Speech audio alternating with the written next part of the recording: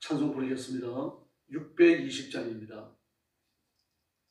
찬송가 620장 부르겠습니다.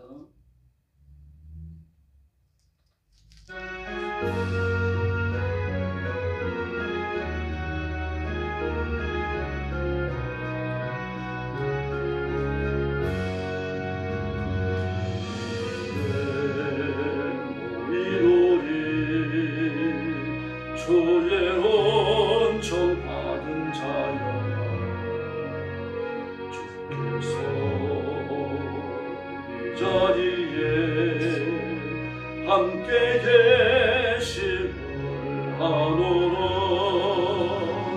언제나 주님만을 찬양하며 따라가리니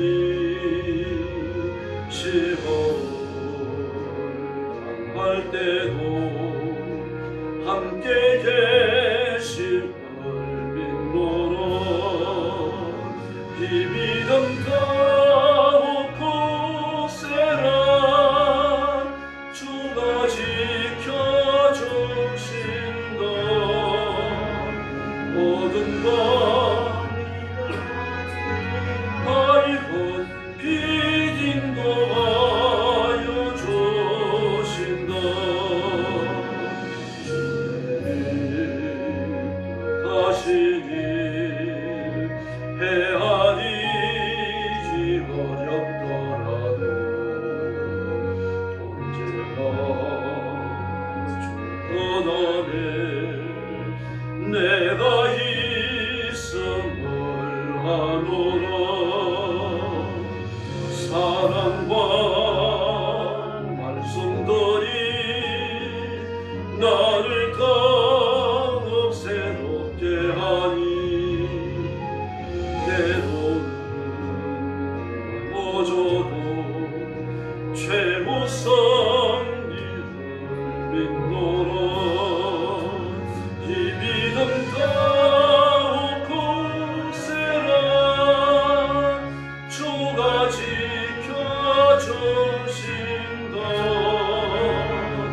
모든 밤에도 저의 밝은 빛 인도하여 주신다. 우리 주의 사랑 자녀라. 주께서 뜻하신 바 우릴 통해 펼치신다. 고통과 슬픔 중에 더욱 천히 머지하오니 두려움 연애고 주님 더욱 찬양하라. 이 믿음 가혹 세라 주가 지켜주신다. 모든 밤에도 저의 밝은 빛 인도하여 주신다.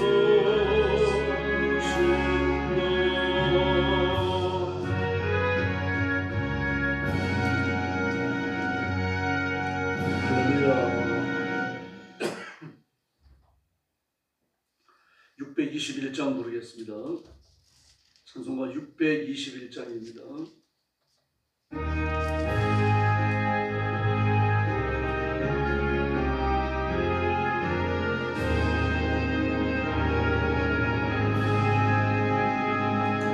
찬양하라 내 영혼아, 찬양하라 내 영혼아. 온마음과 정성 다하여 주 찬양하라. 경배하라 내 영혼아,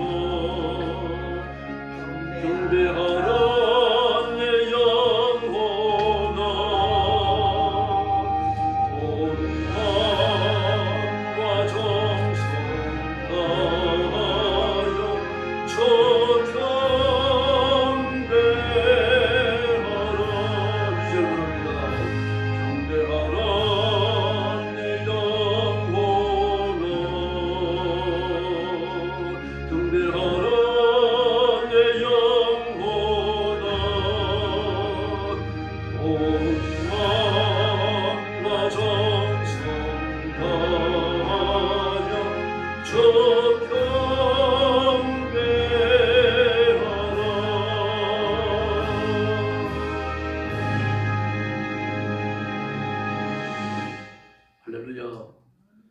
숙여서 신앙 고백하겠습니다. 나는 전능하신 아버지 하나님 천지의 창조주를 믿습니다. 나는 그의 유일하신 아들 우리 주 예수 그리스도를 믿습니다. 그는 성령으로 잉태되어 동정녀 마리아에게서 나시고 본디오 빌라도에게 고난을 받아 십자가에 못 박혀 죽으시고 장사된 지 사흘 만에 죽은 자 가운데서 다시 살아나셨으며 하늘에 오르시어 전능하신 아버지 하나님 우편에 앉아 계시다가 거기로부터 살아있는 자와 죽은 자를 심판하러 오십니다. 나는 성령을 믿으며 거룩한 공교회와 성도의 교제와 죄를 용서받는 것과 몸의 부활과 영생을 믿습니다. 아멘. 자비하신 아버지 은혜를 감사합니다. 지난 밤에도 주님 품 안에서 편히 쉬게 해주시고 새로운 하루가 시작되는 미명에 저희들을 주 앞으로 부르셔서 하나님 앞에 경배케 해주시니 감사합니다. 주님을 뵙는 거룩한 마음으로 하루를 살게 하시고 하나님의 은혜를 기다리고 그리고 사모하는 이 간절한 마음으로 하루를 살게 하여 주시옵소서.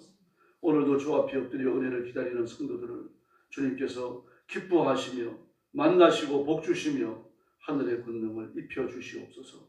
오늘도 죽음의 전쟁터와 재난의 현장과 온 세상에서 복음 전하는 선교사님들과 주의 종들과 주의 사랑하는 성도들을 기억하시고 눈동자처럼 지켜주시고 복주시기를 원합니다.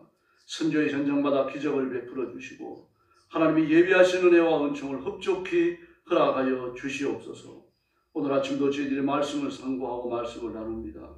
성령님 뜨겁게 역사하셔서 하나님의 뜻을 발견하고 깨달으며 결단하는 시간이 되게 하여 주시옵소서. 예수님의 이름으로 간절히 기도 올리옵나이다. 아멘. 네, 하나님 말씀 봉독하겠습니다. 마가복음 제5장입니다. 1절 말씀부터 제가 먼저 봅니다. 예수께서 바다 건너편 그라사인의 지방에 이르러 배에서 나오심에 곧 더러운 귀신 들린 사람이 무덤 사이에서 나와 예수를 만나니라. 그 사람은 무덤 사이에 거처하는데 이제는 아무도 그를 쇠사슬로도 맬 수 없게 되었으니 이는 여러 번 호랑과 쇠사슬에 매였어도 쇠사슬을 끊고 호랑을 깨뜨렸으니라. 그리하여 아무도 그를 제어할 힘이 없는지라 밤낮 무덤 사이에서나 산에서나 늘 소리를 지르며 돌로 자기의 몸을 해치고 있었더라. 그가 멀리서 예수를 보고 달려와 절하며 큰 소리로 부르짖어 이르되 지극히 높으신 하나님의 아들 예수여, 나와 당신이 무슨 상관이 있나이까? 원하건대 하나님 앞에 맹세하고 나를 괴롭히지 마옵소서 하니 이런 예수께서 이미 그에게 이르시기를 더러운 귀신아 그 사람에게서 나오라 하셨습니다. 이에 물으시되 내 이름이 무엇이냐? 이르되 내 이름은 군대니 우리가 많음이니이다 하고 자기를 그 지방에서 내보내지 마시기를 간구하더라. 마침 거기 돼지의 큰 떼가 산 곁에서 먹고 있는지라. 이에 간구하여 이르되 우리를 돼지에게로 보내어 들어가게 하소서 하니 허락하신데 더러운 귀신들이 나와서 돼지에게로 들어가며 거기 2,000마리나 되는 떼가 바다를 향하여 비탈로 내리더라. 바다에서 몰사하거늘 치는 자들이 도망하여 읍내와 여러 마을에서 말하니 사람들이 어떻게 되었는지 보러 와서 예수께 이르러 그 귀신 들렸던 자고 군대 귀신 집혔던 자가 옷을 입고 정신이 온전하여 앉은 것을 보고 두려워하더라. 이에 귀신 들렸던 자가 당한 것과 대체의 일을 본 자들이 그들에게 알림해 그들이 예수께 그 지방에서 떠나시기를 간구하더라. 예수께서 배에 오르실 때 귀신 들렸던 사람이 함께 있기를 간구하였으나 허락하지 아니하시고 그에게 이르시되 집으로 들어가 주께서 내게 어떻게 큰 일을 행하사 너를 불쌍히 여기신 것을 내 가족에게 알리라 하시니 그가 가서 예수께 자기에게 어떻게 큰 일을 행하셨는지를 데가볼리에 전파하니 모든 사람이 놀랍게 여기더라. 예수께서 배를 타시고 다시 맞은 태루로 건너가시니 큰 무리가 그에게 모이거늘 이에 바닷가에 계시더니 희당장 중에 하나인 아이루라 하는 이가 와서 예수를 보고 발 아래 엎드리며 간곡히 구하여 이르되 내 어린 딸이 죽게 되었사오니 오셔서 그 위에 손을 얹으사 그로 구원을 받아 살게 하소서 하거늘 이에 그와 함께 가실새 큰 무리가 따라가며 애워싸 밀려라. 12해의 혈루증으로 알아온 한 여자가 있어 많은 의사에게 많은 계령을 받았고 가진 것도 다 허비하였으되 아무 효험이 없고 도리어 더 중하여졌던 차에 예수의 소문을 듣고 무리 가운데 가까이 이루어와서 그의 옷에 손을 대니 이는 내가 그의 옷에만 손을 대어 구원을 받으리라 생각하밀러라. 이에 그의 혈로 근원이 곧 마름에 병이 나온 줄을 몸에 깨달으니라. 예수께서 그 능력이 자기에게 나가신 줄을 곧 스스로 아시고 우리 가운데 돌이켜 말씀하시되 누가 내 옷에 손을 대었느냐 하시니 제자들이 여짜되 우리가 애워싸니 있는 것을 보시며 누가 네게 손을 대었느냐 물으시니까 예수께서 이 행한 여자를 보려고 둘러보시니 여자가 자기에게 이루어진 일을 알고 두려워하여 떠나와서 그가 엎드려 모든 사실을 여쭈니 예수께서 이르시되 딸아 내 믿음이 너를 구원하였으니 평안히 가라 네 병에서 놓여 건강할지어다. 아직 예수께서 말씀하실 때 해당장의 집에서 사람들이 와서 해당장에게 이르되 당신의 딸이 죽었나이다. 어찌하여 선생을 더 괴롭게 하나이까. 예수께서 그 하는 말을 곁에서 들으시고 해당장에게 이르시되 두려워하지 말고 믿기만 하라 하시고 베드로와 야고보의 형제 요한 외에 아무도 따라오며 허락하지 아니하시고 해당장의 집에 함께 가서 떠드는 것과 사람들이 울며 심히 통곡함을 보시고 들어가서 그들에게 이르시되 너희가 어찌하여 떠들며 우느냐. 이 아이가 죽은 것이 아니라 잔다 하시니 그들이 비웃더라. 예수께서 그들을 다 내보내신 후에 아이의 부모와 또 자기와 함께한 자들을 데리시고 아이 있는 곳에 들어가사 그 아이의 손을 잡고 이르시되 달리다금 하시니 번역하면 곧 내가 네게 말하노니 소녀야 일어나라 하시니라. 소녀가 곧 일어나서 걸으니 나이가 12살이라. 사람들이 곧 크게 놀랐거늘 43절 같이 읽습니다.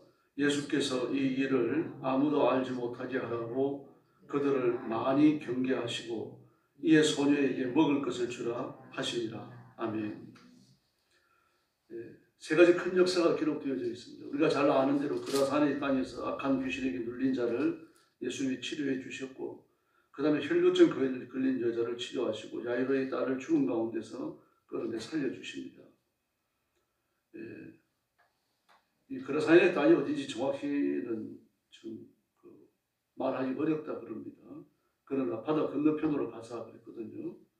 그러므로 가버나움에서 건너가셨으니까 갈릴리 호수 주변에 있는 어떤 마을이면서 틀림없습니다. 근데 배에서 내리셨는데 악한 귀신 들려서 악한 영에 눌린 자 하나가 무덤에서 나와서 예수님을 만나는 겁니다. 근데 무덤 사이에 있고 산 사이에 있었다라고 말합니다. 이 산 사이에 산이라고 하는 건 우리가 한국에서 보는 그런 큰 산을 이야기하는 건 아닙니다. 그래서 5절에 보니까 무덤 사이나 산 속에 살면서 그랬습니다. 높은 언덕을 이야기합니다. 야산이라고 하더라도 해발 몇백 미터는 되거든요. 그러나 유대에 있는 산들은 해발 몇백 미터가 안 됩니다. 그래서 몇십 미터 될 겁니다. 우리도 보자면 작은 언덕에 해당되는 거죠. 유대만 이런 게 아니라 거의 건동 지역이 그렇고 유럽이 그렇습니다. 높은 산이 아니면은 그게 개활지예요. 대부분의 국가들이 개활지입니다. 네덜란드나 덴마크나 지금 전쟁이 벌어지고 있는 우크라이나도 마찬가지입니다. 이런 국가들 대부분이 그렇습니다. 서유럽, 북유럽이 아니면요, 동유럽, 서유럽 거의 대부분 광야예요. 개활지입니다. 그 전쟁이 일어나면 가장 중요한 무기가 탱크예요. 이런 나라는 국경선도 명확지가 않습니다.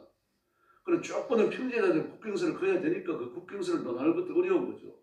국경에 이쪽 저쪽을 접해가지고 농지를 갖고 있는 경우도 있고 목장을 갖고 있는 경우도 있고 그래요. 그러다 보니까 유럽은 연합하기가 쉬운 겁니다. 국경도 불확실하죠. 왕가의 혈통도 많이 혼혈되어져 있습니다.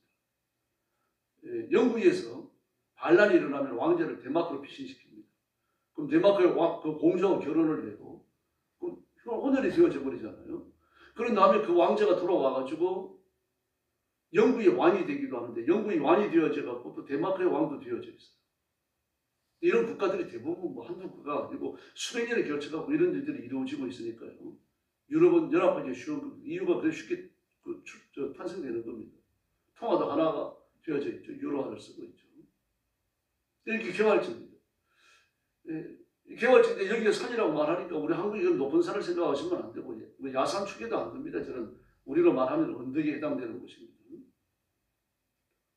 이제 거기에 있었어요. 무덤도 있었고 무덤 사이에 있으면서 얼마나 그 힘이 셌는지 쇠고랑과 사슬로 묶어두지만 그걸 다 끊어버리는 겁니다. 저는 이런 사람을 본 적이 없습니다. 기저귀 끊고 도망가는 사람을 봤습니다. 그 기저귀가 얼마나 강합니까? 그게 뭐 그 무명철을 갖다가 그렇게 만들어 놨으니까 그게 잘 찢어지지도 않는 거잖아요. 근데 그런 걸 끊어버리고 도망가는 건 봤는데 이 쇠사슬이에요. 이런 본 적이 없습니다. 성경 이외에는요.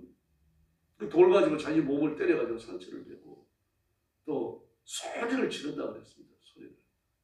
근데 그 예수님을 보자마자 예수님께서 무릎을 꿇습니다.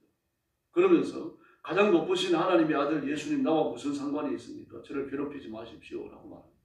이렇게 하는 이유는 이미 예수님이 배에서 내려가지고 그를 보면서 악한 귀신아 그에게서 나오느라 이미 명령하셨다라고 말합니다. 근데 자기의 이름 군대라는 것을 밝히고요. 그리고 여기서 멀리 내보내지 마시고 이 부근에 있게 해주십시오. 그래서 돼지에게 들어가기를 허락하니까 그대로 예수님이 허락하셨어요. 돼지에게 들어가게 해달라 요청을 하니까. 그러니까 돼지들이 산에서 내리 들어가고 전부 다 호수에 빠져갖고 죽었습니다. 2,000마리나 된다 그랬어요. 그래서 돼지 치던 사람들이 막 놀래갖고 전부 마을에 들어가서 이걸 다 알리고 그러니까 그 사람들이 나와가지고 예수님을 좀 떠나가 주시라고 그렇게 간청을 합니다. 제사장이 피해를 입었거든요. 이 마귀가 얼마나 더러운지 모르기 때문입니다. 요한일서 3장 5절을 보면 뭐라고 말씀하십니까? 예수님이 이 땅에 오신 것은 마귀의 일을 멸하려 하기 위함이라고 분명히 말합니다.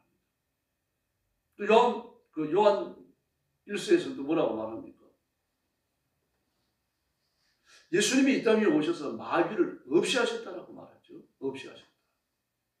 아무것도 아닌 것으로 만들어 놨다는 얘기입니다. 뭐 서구 영화를 보면 우리 초대고 있잖아요. 본장마다. 아무것도 못하죠. 마귀를 그렇게 해놓으셨다는 게 아닙니다. 그래서 마귀가 예수님의 이름 앞에 굴복하는 거예요. 근데 마귀의 일을 멸하러 오신 예수님, 마귀를 꼼짝 못하게 하러 오신 예수님, 마침내 마귀를 들어가지고 지옥의 식물에 던지실 예수님이 오셨는데 그걸 몰라봅니다. 2,000마리나 되는 돼지 때 구약의 거룩한 것과 부정한 것의 구별법에 의하면 돼지는 부정한 짐승이죠. 먹을 수 없는 겁니다. 쪽발이 아니죠. 책임질을 안 하죠. 그러니까 책임질을 안 하니까 이거 뭐 부정한 짐승이고 하나님 앞에 내놓을 수 없는 건데 돼지를 하나님 앞에 바칠 수 있는 짐승으로 하나님이 분류해 주셨다고 하면요. 아마 제사들이 좀 더 수월했을 거예요. 근데 돼지는 그런 게 아닙니다. 부정합니다. 일절 돼지고기를 먹을 수가 없고요. 그리고 안티오코스 에피파네스가 시리아에서 돌아와가지고 이스라엘을 점령하고 그리고 이스라엘 사람들을 능멸할 때 뭘 했는가 하면 돼지를 하나님의 제단에 바쳐요. 돼지 피를 뿌리고. 제우스산을 갖다가 하나님의 성전 안에 세우고 이런 만행을 저지릅니다. 돼지라고 하는 것은 하나님의 거룩하신 것과 반대되는 세속의 부정한 것의 대표예요. 그걸 멸하시는 건 당연한 거죠. 그 마귀와 지지못한 돼지, 그 영적 교훈에서 본다면 하나님의 거룩하신과 반대되는 이 모든 것들이 일치하는 거잖아요. 다만 제사상의 피해를 입은 건 틀림없습니다. 그러나 제사상의 피해가 문제가 아니죠. 그 영적인 얽매에서 벗어나는 게 더 중요한 겁니다. 주님은 이 교훈을 분명하게 하셨고요. 그리고 예수님이 메시아라고 하는 것을 또 한 번 드러내십니다.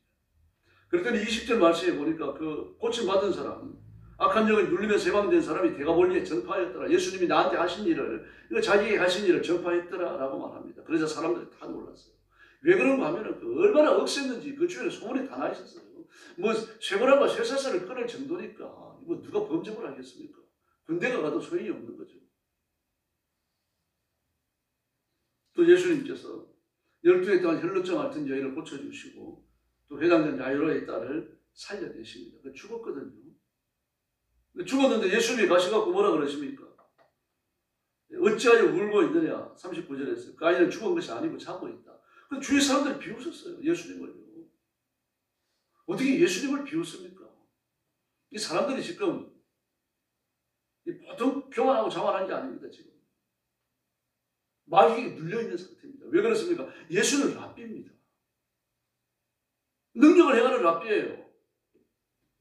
불체 병자들을 치료하시고 악한 영들을 쫓아내시고 서기관들과 그 교만하기 짝이 없는 율법사 대제사장들과 변론하시지만 조금도 밀리지 않고 오히려 그들을 교훈하시는 랍비로 소문이 나 있어요. 소문이 나 있는데 그런 랍비가 오셔가지고 그렇게 말씀하셨는데 비웃었다고.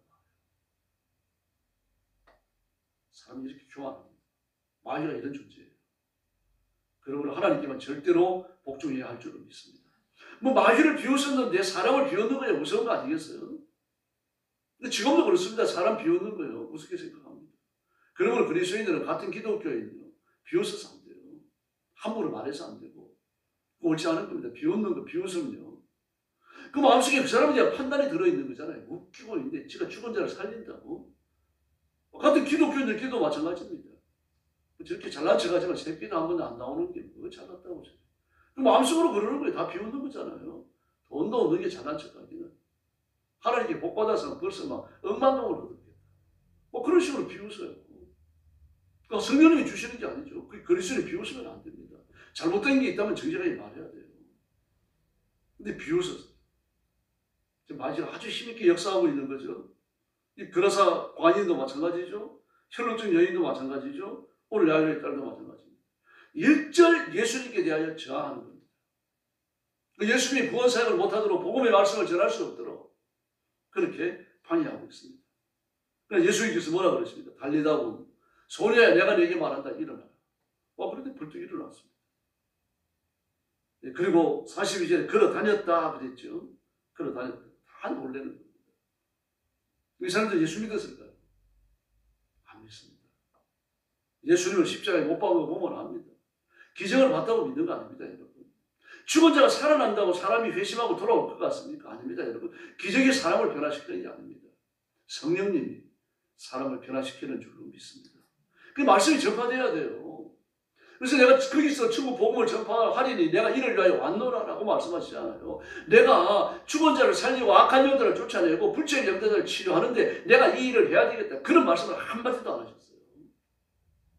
그 능력과 기적을 행사하시면서도 뭐라 그러십니까? 천국 복음을 전파한다고 말씀하셨어요. 하나님의 말씀, 생명의 말씀이 사람을 살리고 그 말씀을 검으로 쓰시는 성령님이 사람을 살리지 기적 자체가 사람을 살리고 변화시키는 건 결코 아닙니다. 그래서 예수님께서 오면 이 기적을 행하시는 현장에서 빵 얻어먹은 사람들 전부 다 공짜빵이잖아요. 남은 양은 5천 명입니다. 2만 명 가까운 사람들이 그 빵을 얻어먹었으니까 얼마나 큰 기적입니까? 여기에 감화된 사람들이 다음에 이튿날 예수를 또 찾아갔습니다. 왜 찾아갑니까? 공짜빵 또 먹으려고. 너희들이 공짜빵 먹으러 왔구나. 요한복음 6장에 그들이 전국을 찔러요. 그 불순한 동기를 그대로 밝혀내버리십니다. 그리고 그 말씀을 기초로 해갖고 자신의 생명의 떡이라는 것은 생명의 빵이요 생명의 그 영생하는 주님이시고 그 내 몸을 먹고 내 피를 마시라고 말씀하시면서 영생의 교훈을 끌어내십니다. 예수님만이 구주이신 줄로 믿습니다. 예수님이 아니시면 안 되는 겁니다. 오직 예수님만요. 그래서 선교, 전도는 예수님 마지막 부탁이고 명령이셨습니다. 그래서 우리는 어떤 경우든 하나님의 통치를 선포하고 전도해야 할 줄로 믿습니다. 아시아에는요, 세계 인구의 50%가 살고 있습니다. 엄청난 인구 밀도죠. 근데 그 중에 단 2%만이 예수를 믿어요. 그래서 우리가 열심히 전도해야 됩니다. 아프리카는요, 전도율이 48%입니다.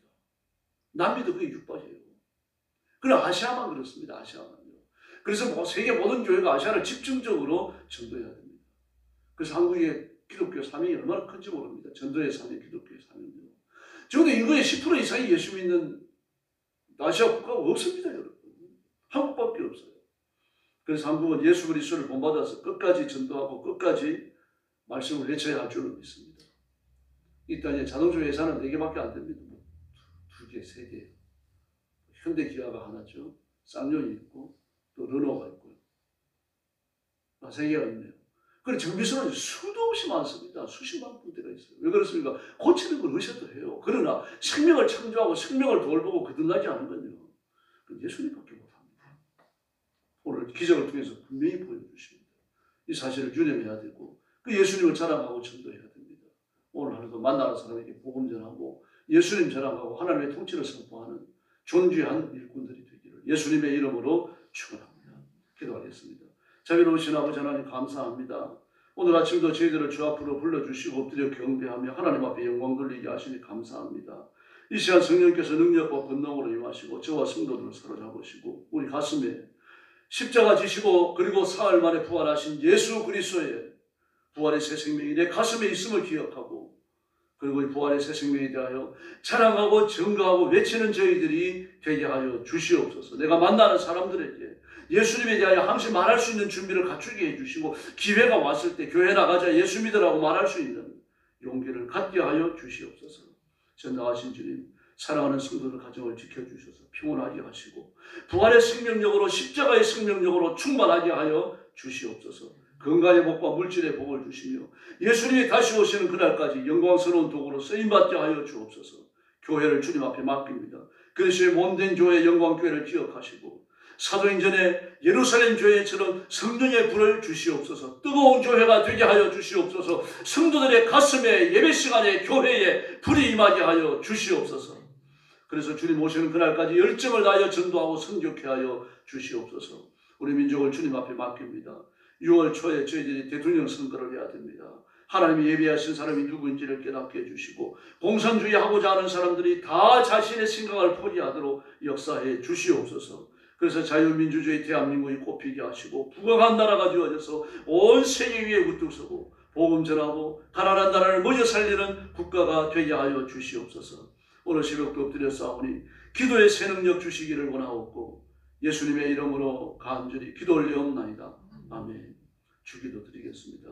하늘에 계신 우리 아버지, 아버지의 이름을 거룩하게 하시며 아버지의 나라가 오게 하시며 아버지의 뜻이 하늘에서와 같이 땅에서도 이루어지게 하소서.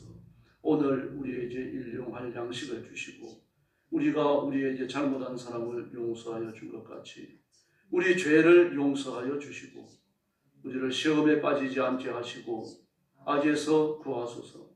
나라와 권능과 영광이 영원히 아버지의 것입니다. 아멘.